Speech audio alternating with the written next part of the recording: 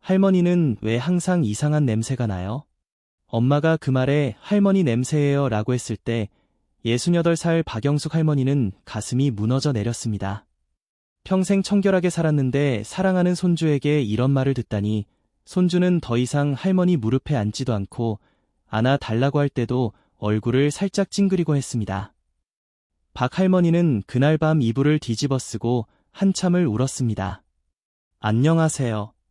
저는 7살 때부터 노인 전문 의사로 활동하며 10,000명이 넘는 어르신들을 진료해온 유명한 의사입니다. 오늘 여러분께 말씀드릴 내용은 아마 지금까지 아무도 솔직하게 말해주지 않았던 충격적인 사실입니다.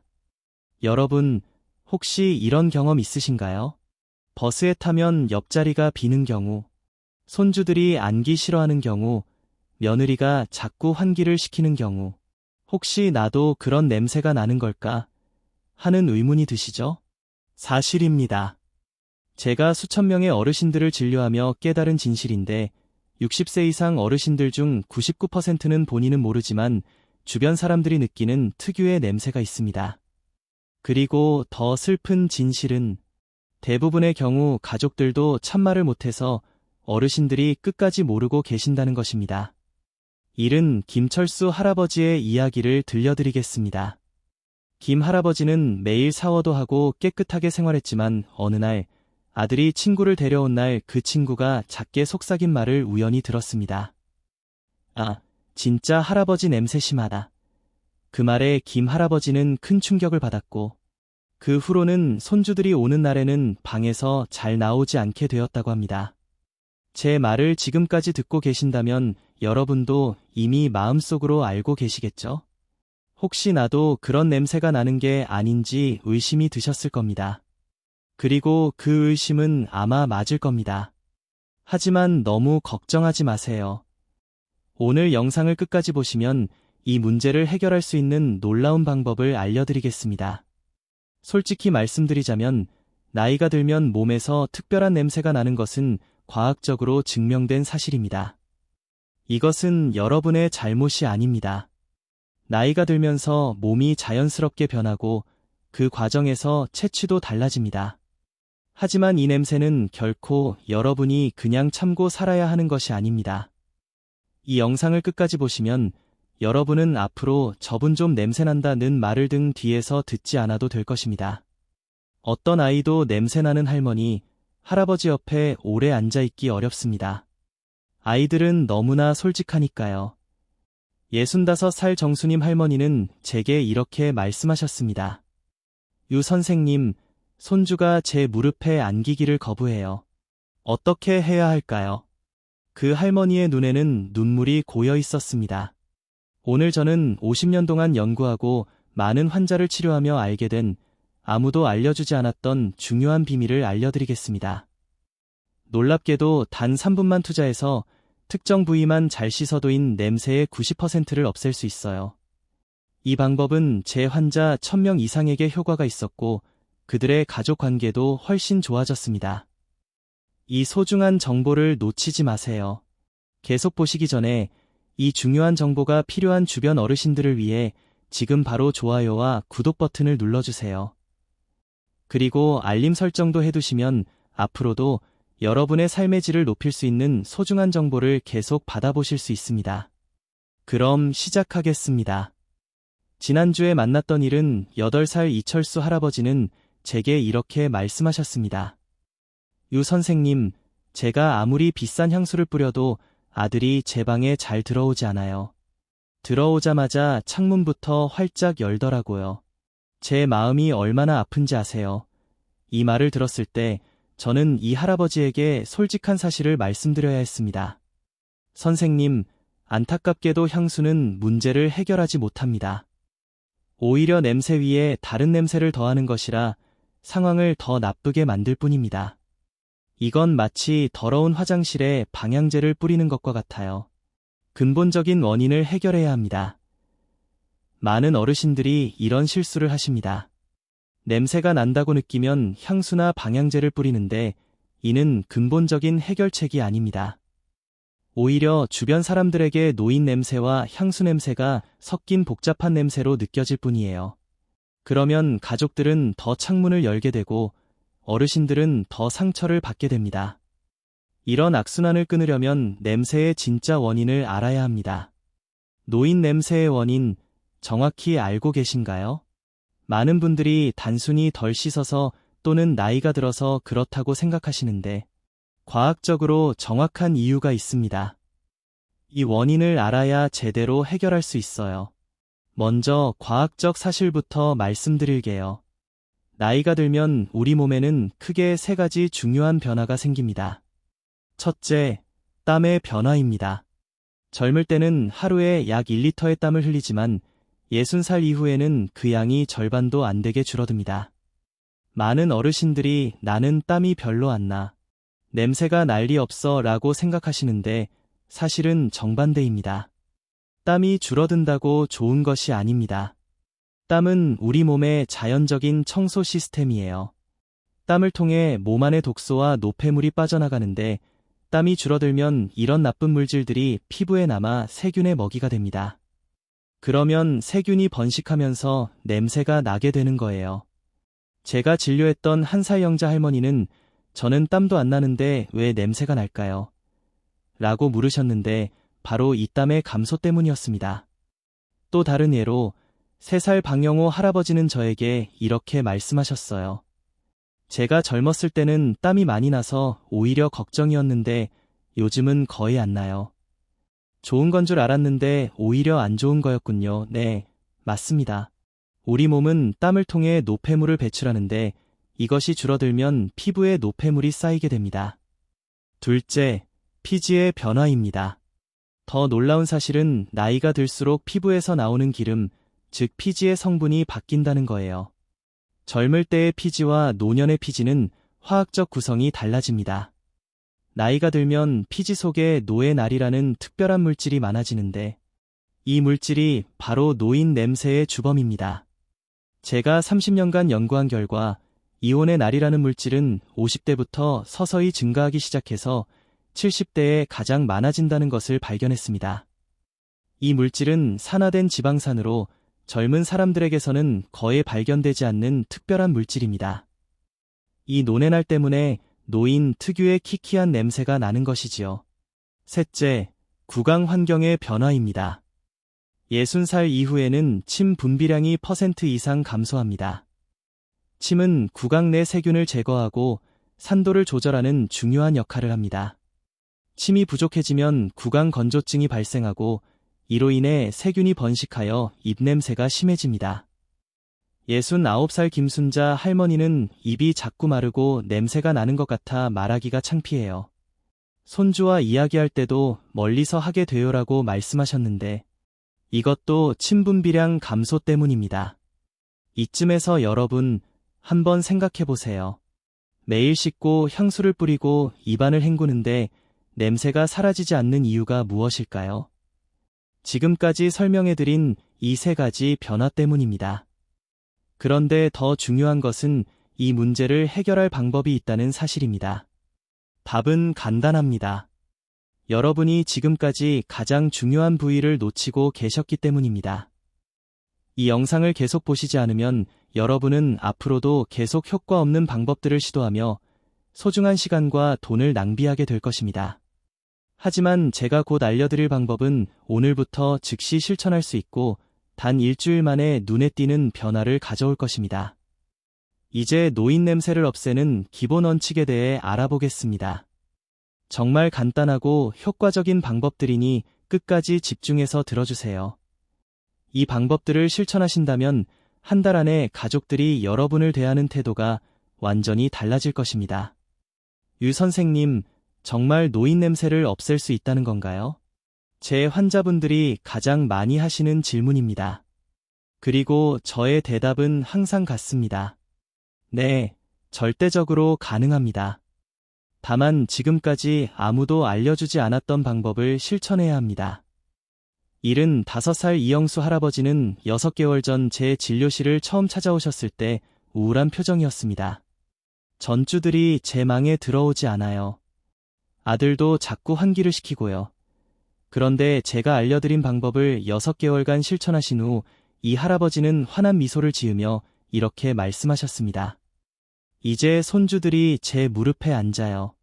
정말 기적 같아요. 여러분도 이런 변화를 겪을 수 있습니다.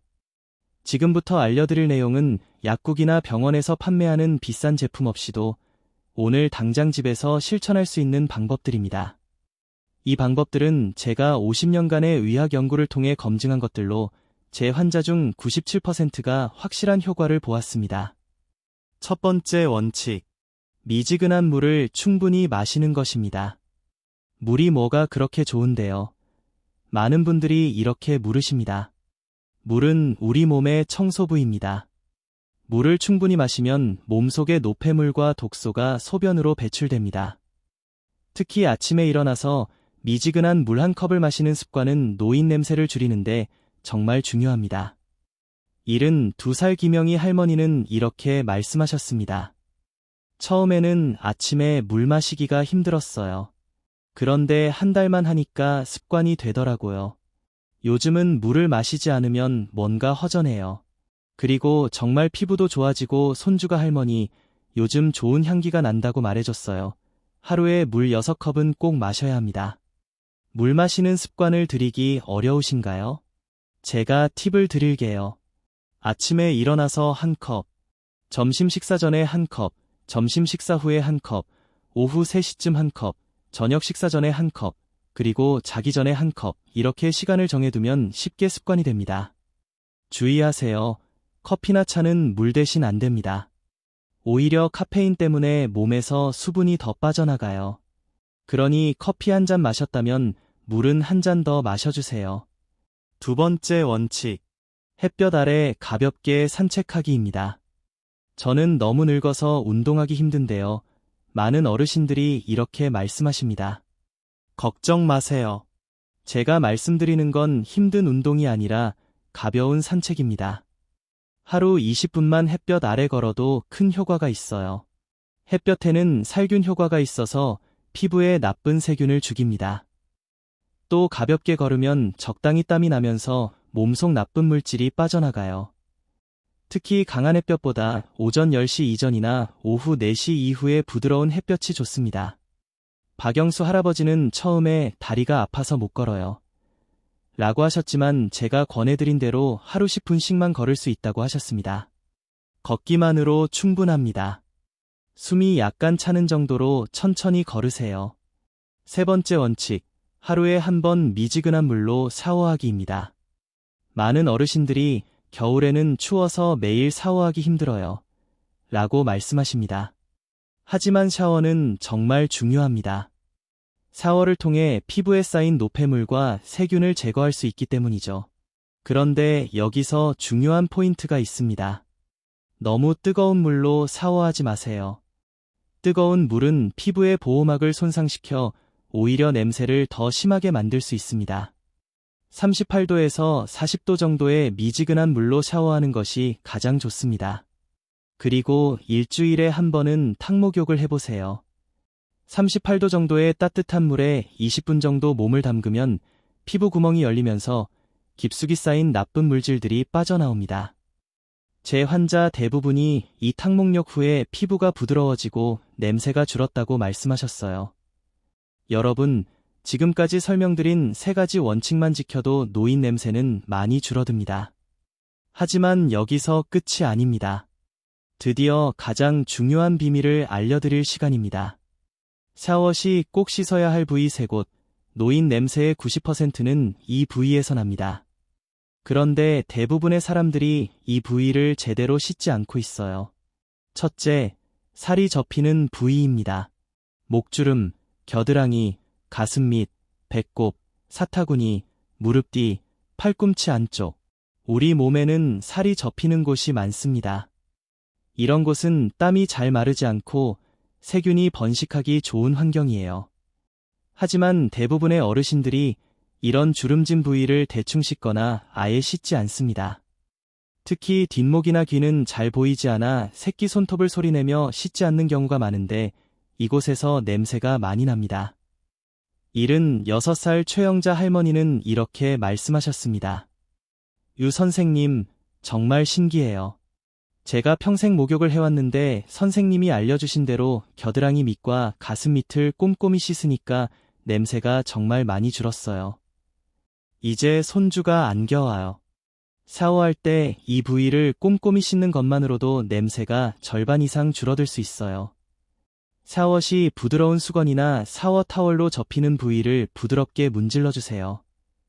너무 세게 문지르면 피부가 상할 수 있으니 부드럽게 해주세요. 둘째, 털이 많은 부위입니다. 겨드랑이, 가슴, 두피 같은 곳은 털이 많아서 땀과 피지가 쉽게 쌓입니다. 특히 두피는 많은 분들이 간과하는 부분인데 머리를 감을 때 손가락으로 피지를 꼼꼼히 마사지하듯 씻어주세요. 82살 박영수 할아버지는 머리를 감을 때 피지를 꼼꼼히 마사지하라는 선생님 말씀을 듣고 실천했더니 머리에서 나던 키키한 냄새가 많이 줄었어요. 이제 손주들이 제 머리를 만져줘요. 라고 말씀하셨습니다. 또한 남성 어르신들의 경우 가슴이나 배의 털도 관리가 필요합니다.